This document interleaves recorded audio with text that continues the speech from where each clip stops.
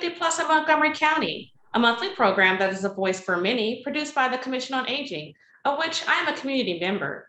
The show is insightful for people of all ages, and each episode takes a fresh look at important issues by spotlighting older adults in the community, representatives of services and programs, and activities of interest to older adults. My name is Katie, and on this month's show, we're going to discuss pets and the role they play in enriching our lives and well-being. The relationship between humans and pets go back a long time and no doubt started out as a practical one. They take care of us and we take care of them. Joining me is the Executive Director of People, Animals, Love, or POW, Mr. James Haworth. James is here to share with us today about how we can use the human-animal bond to comfort the lonely, ease the pain of the sick, and enrich lives of young people. POW dogs are listening to readers around our region. Hi, James. Good afternoon. Good afternoon. James, can you tell us the focus of POW? Absolutely. Our organization, which is going to be 40 years old next year, is all about the human-animal bond. And we are trying to enrich people's lives through contact with animals and to just create awesome opportunities for people to engage with animals and to really improve the lives on both sides for humans and animals. James, POW dogs and handlers visit 100 plus Washington, D.C. area hospitals, nursing homes, libraries, jails, schools, and more. Describe what some of those visits are like. Well, many of them are group visits. So we'll take as many as 10 dogs for example, for a college campus during exam week, we might bring 8 or 10 dogs out to the quad and students pour out and just really enjoy an awesome, joyous time with the animals. Many of those students miss their dogs from home, and, during times of stress, they just love to be able to just take a few minutes of calming and visit with an animal. At the other extreme, many of our visits are just one dog, sometimes visiting with one person, maybe a hospice patient who is in their last months or weeks of life, and who would love to just bond with an animal for a little bit. And so they really run the range. Now, James, you talked about the work that POW dogs and handlers do in terms of their visits. Can you give us a little bit more detail about your work in Montgomery County? Absolutely. So we're very active in Montgomery County Public Schools. We enjoy visiting elementary school, middle schools, high schools. We also visit at the Montgomery County Correctional Facility in Boyd, Maryland, near Clarksburg, and have a very active and rewarding program with 2 Montgomery County agencies. The first is Montgomery Hospice, and also with the Jewish Social Services Agency, their hospice group. And hospice visits are some of the ones that we think are probably our most important work, where dogs get a chance to, be part of someone's life at the end. And we're really thankful for our relationships with Montgomery Hospice and with Jessa Hospice. POW receives substantial national news coverage from Good Morning America to the Washington Post. What do you believe the impact that you're having on communities is? Right. That media coverage was unexpected and awesome. And really, that happened at the beginning of the pandemic, when we had the chance to take our programs online, which we had never done before and never even imagined was possible. In fact, I would have argued confidently that visiting on screen would not have worked, but the program was an awesome success. And the national and even international news coverage brought us children, in this case, reaching us through Zoom from all over North America and other countries as well as dogs and handlers from all over the country and up into Canada. And so it's really changed our reach to something national, very unintentionally, but we're excited about it. But also in the Washington, D.C. area, which is where our roots are, and into Northern Virginia and Montgomery County, Prince George's County. It has given us just the chance to get the word out to more people, and we're busier than ever now. James, as you get the word out, do you notice that there are also benefits such as maybe the psychological and social benefits? Absolutely. I think that is where the calming influence of an animal can be so powerful. And many of our visits are calming. We strive sometimes to kind of have a Zen-like, relaxing environment. At the same time, other visits are simply joyous and sometimes chaotic. Some elementary school visits can be, really high energy with squeals of laughter. Not the picture that we think of when we say, "Oh, a therapy dog is coming to visit," but those are the benefits, really. And yeah, we're very excited about those. That definitely sounds exciting. Now, what would you say about the intergenerational aspects of your work? That's one of the things that really that caught us off guard as during the pandemic, as we moved on screen, was the power of connection really brought by that platform. Of specifically for us, we've been using Zoom, but the power of connection across generations, across continents at times, and across species, right? That is what has been made possible for us. One of the things that a program that has been very big for us has been for the children to read to the dogs on Zoom during the pandemic and up to now. Before the pandemic, we visited probably 30 area libraries on a regular basis across Montgomery County over into DC and Northern Virginia. But during the pandemic, the kids joined us on Zoom. We would get as many dogs joining and then pair them up for reading. And a number of times we've held Grandparents' Day, where the children invite their grandparents to join us. And we put the grandparents, in the breakout room with their grandchild reading to a dog. And sometimes those grandparents were 1,000 miles away and had been unable to visit with their kids. And so just an awesome time to connect. Another program that has worked beautifully online has been with the Jewish Council for the Aging in Montgomery County, which operates the Kensington Club, which is a social club for older adults who are diagnosed with early stage memory loss. And we bring dogs into their visits on screen for probably the first 10 or 15 minutes, where their handlers talk about how the dogs met and what the dogs enjoy doing and what they like to do on vacation, and ask questions with the club members and give them a chance to reminisce about the dogs and other animals who were important in their lives. James, I'm glad you mentioned the Jewish Council for the Aged and the Commission. We do a lot of work in collaboration with them, and we definitely like their mission. Now, I have a quick question. Do you ever work with other species other than dogs? We do. In our early days, several decades ago, I'm told that there were chickens and pigs in the program. I've been with PAL for 5 years. We have no chickens or pigs right now. I would love that, but we've focused more on traditional household pets. So we have a few cats. It's the rare cat who wants to jump in a car and go be held by strangers somewhere. But we have a couple of cats who thrive on that.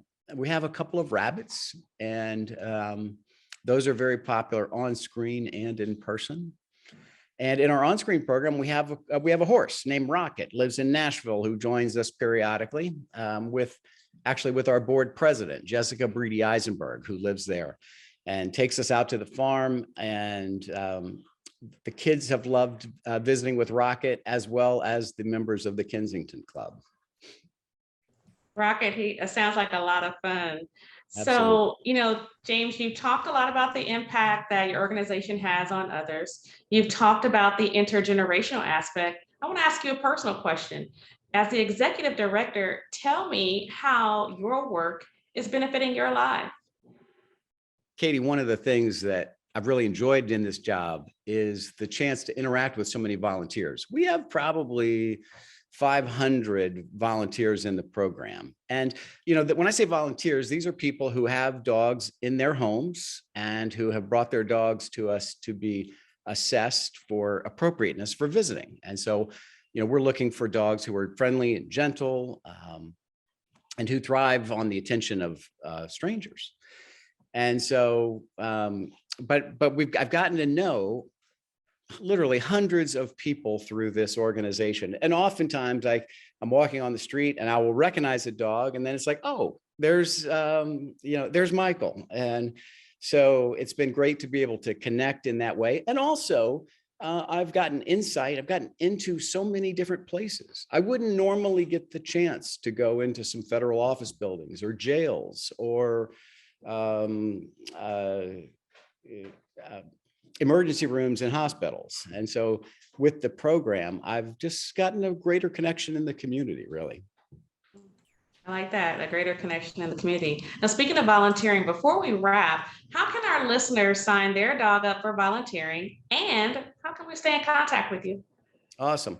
Well, our website has our contact info. That's peopleanimalslove.org. To volunteer, yeah, we have a process to kind of tell people about what we're doing and get a chance to meet the dog and handler in person and have everyone feel that, yes, this is a good fit. What we do, we have a 60-minute session on Zoom for people who want to learn about the program first. And so they join us there.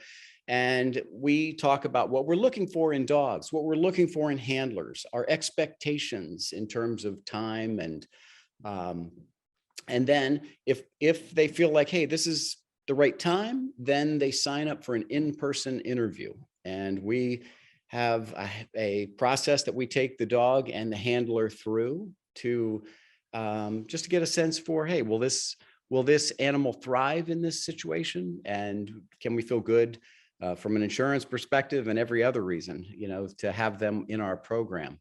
I'm eager for volunteers for our virtual programs, which are on screen. And for that program, it doesn't matter if the dog is perfect for, with other dogs and so on. We're just going to see the dog on screen. And so this is a great way, particularly for our reading program with kids. It's a great way for older folks who have a dog in their home to be able to volunteer from their couch and engage with a youngster, most likely from another state, and to encourage their love for animals, to model a respectful and loving interaction with their own pet, and to encourage this kid to in their reading as well. Well, James, this has been an informative conversation. Thank you for the opportunity to dialogue and for the work you do to keep the continuum of people, animals, and love thriving. We definitely have to have you back, and maybe next time with a pal dog. That sounds great. I've enjoyed it. Thank you, Katie. Thank you.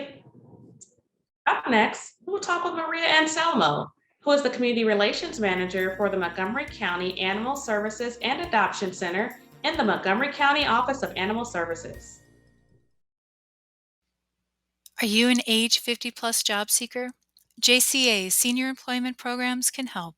The Career Gateway is an intensive 5-day job search training program for the 50-plus professional job seeker. Class starts September 12th.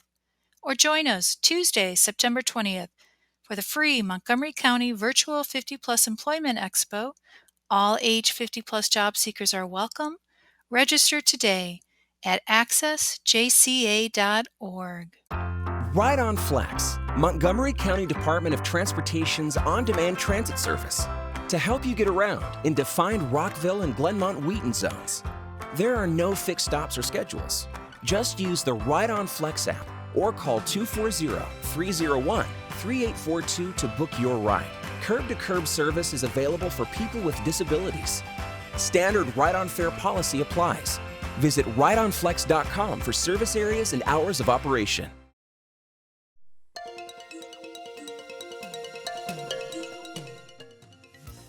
Welcome back to 50 Plus in Montgomery County. Here to talk about pet adoption is Maria Anselmo. Maria is the Community Relations Manager for the Montgomery County Animal Services and Adoption Center, operated by the Montgomery County Office of Animal Services. Hi, Maria. Hello, I'm excited to be here, and I've got my my co-host here. This is Nair, who's Hi, also Nair. Maria, give us an overview of the Montgomery County Animal Services and Adoption Center. Sure. Well, Montgomery County Animal Services and Adoption Center is operated by Montgomery County's Office of Animal Services. We're located in Durwood on Muncaster Mill Road.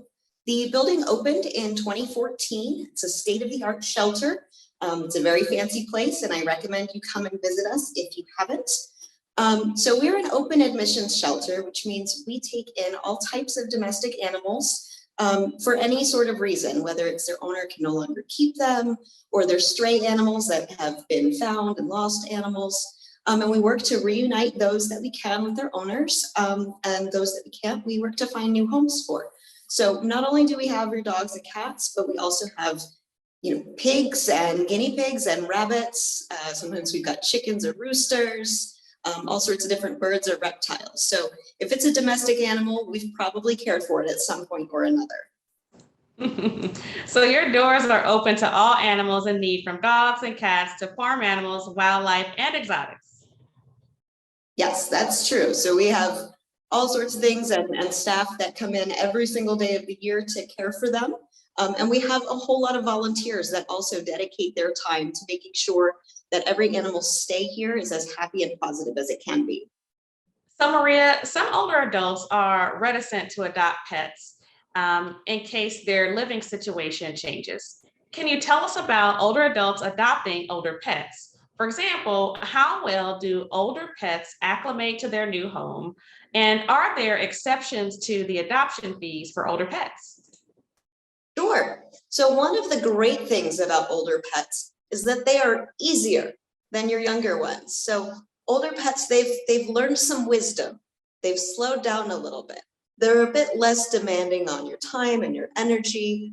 They are much less demanding on your shoes and your carpets and your furniture because they've generally got some clue. They've made mistakes in the past and have grown out of them. So they're wonderful animals, and they tend to actually acclimate really quickly into new homes because they've lived in homes before. So it's not a totally new experience. So they get out of this shelter environment, which has been a new experience for them, and it's been a very stressful experience. And all of a sudden they're back in somebody's warm home with, a lovely bed or couches or beds to lay on. And they're like, oh, I can take a deep breath and I'm relaxed now. And this is great. This person has, gotten me out of that place. And now I am loyal to no end to them. So it's actually amazing how much easier it is to get new older pets settled into new places, and how quickly they tend to form a bond with the people that end up adopting them. We do have reduced fees for our older pets. So I'm gonna try and switch my camera around for Nair. Nair is one of our senior cats, and by senior, all I mean is that he is 8 years old and up, and all cats that are over the age of 8, their adoption fees are waived. Now, that certainly doesn't mean Nair is an old cat by any means. Cats are living to be, 18 years old, even older than that sometimes. So really, Nair's like middle-aged cat in my book. He's just as active as younger cats, but he is not the one that's going to be jumping on your head while you're trying to cook, or, climbing the curtains and causing all sorts of trouble like your young kittens are. So he's pretty happy to hang out in your lap for a bit, do his own exploring, take his naps, go hang out in cat trees, do his little bit of exploring, but he comes around and relaxes really quick. And so he's a lot lower key than a lot of other animals. So he doesn't have any adoption fee just because he's 8 years old. Our dogs, once they are 8 years old and up, their adoption fees are $75. So it is less than our younger dogs, but it is important to note that any animal who has any sort of special needs as a result of, could be their age, any sort of infirmity, special diets, those animals we will waive fees for, no matter how old they are. So even if it's a 3-year-old cat, but if that 3-year-old cat's on a prescription medication for urinary crystals or something fairly minor, but that's going to take a long-term care that's out of the norm, those adoption fees are also waived. Now, Maria, tell us about some of the other partners you work with in Montgomery County. So we have a lot of rescue partners that help us take care of the animals, keep our populations low. So sometimes we'll even transfer animals out from here. And then we work with a lot of nonprofits that help support the shelter financially. So we work with Montgomery County Partners for Animal Wellbeing, who sometimes helps to fund medical care, but very importantly, helps run our pet pantry and food bank. And every Saturday, they bring food over to St. Stephen's at the Shrine of St. Jude's to help people in need. And so they bring pet food over there. Friends of Montgomery County Animals is another one of our big supporters, and they help provide us with a number of enrichment items, such as cat scratchers that get hung up on all of the cages, and they've purchased harnesses for all of our dogs. On top of that, they also do their own rescue and work with us with some of our animals and other shelters. Now, do you have a lost and found program?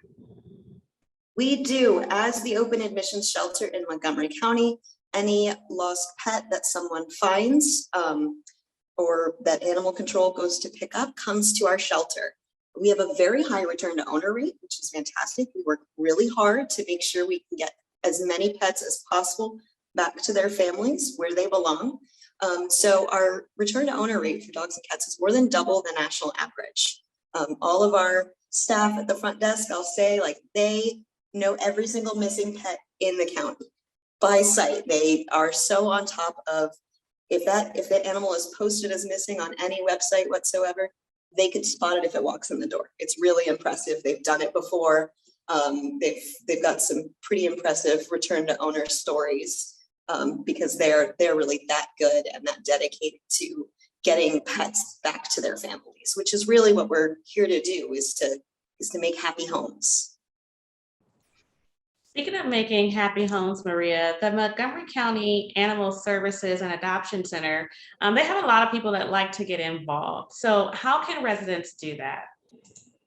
There are tons of ways to get involved.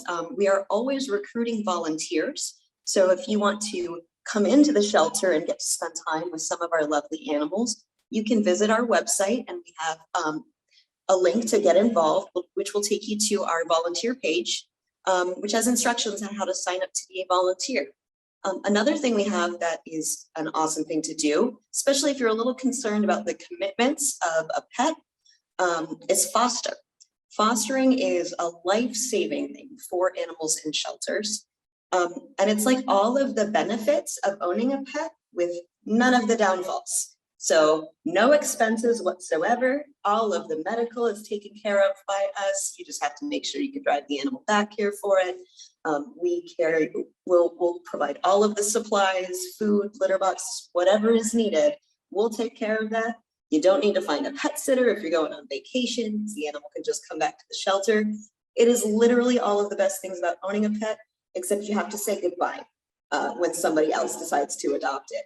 But if you're not sure that you're ready for a full commitment of what could be another 10 years with a cat like there, fostering is a great thing to do because it's such a stressful environment that having an animal just be in your home makes such a difference. And a lot of people be like, well, my home is too small. I'll tell you what, your home is bigger than any one of the cages we have here. And so it is an upgrade no matter what. I will tell you that much. Now, Maria, if I want to make a donation, how can I go about doing that?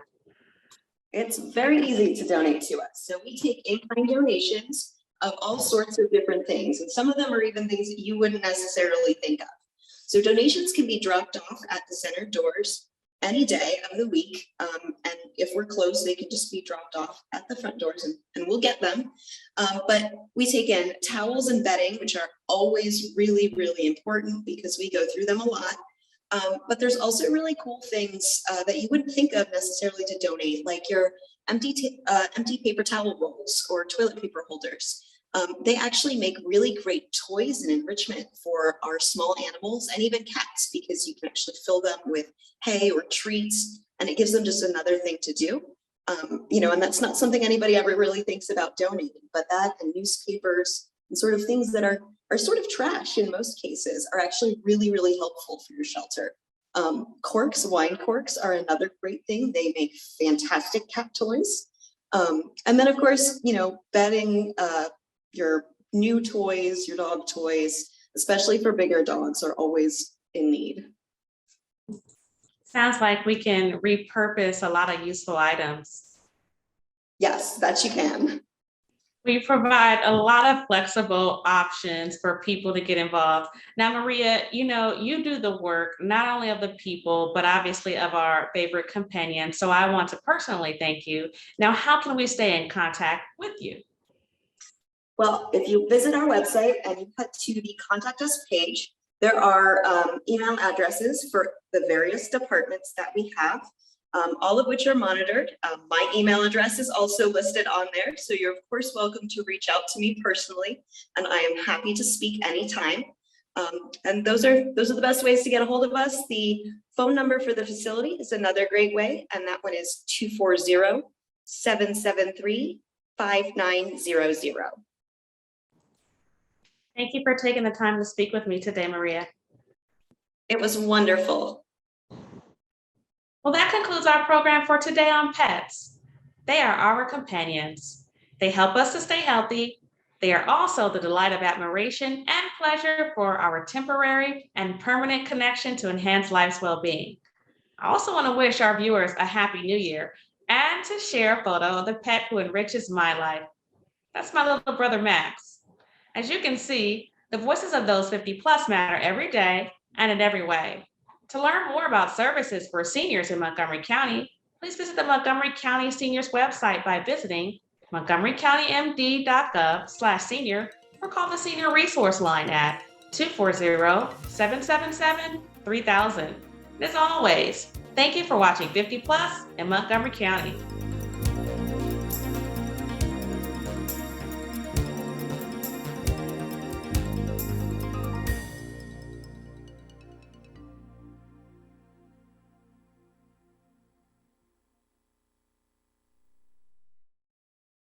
Senior Call Check is Maryland's free service providing an automated daily check-in call for residents 65 and older. Senior Call Check makes an automated call every day, and if there is no response, follows up to ensure that you or your loved one is okay.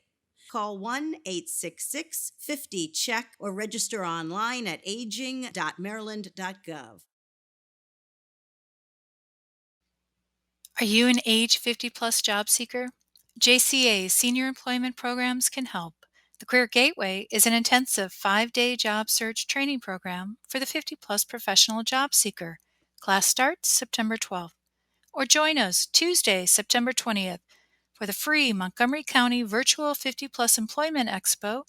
All age 50 plus job seekers are welcome. Register today at accessjca.org. Our fight against coronavirus isn't over. We still have to slow the spread and do our part. Let's wear face masks in public. Stay 6 feet or more from others. Follow state and local guidelines. Wash our hands frequently and stay home when we feel safe. For ourselves, for our loved ones, for our future. Let's move forward together. Learn more at coronavirus.gov. Hamilton was adopted from a rescue in 2008. He's quite the pug about town. He gets invited to a lot of parties. He knows he's a pretty big deal. How could you not love him?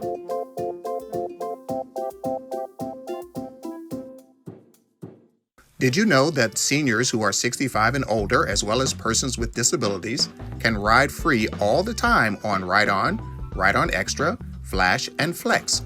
Just show your senior Smart Trip card, a Medicare card and photo ID, or a Metro Disability card, and we'll take you where you need to go. All the county's buses are wheelchair accessible. For more information, call 311 or visit rideonbus.com.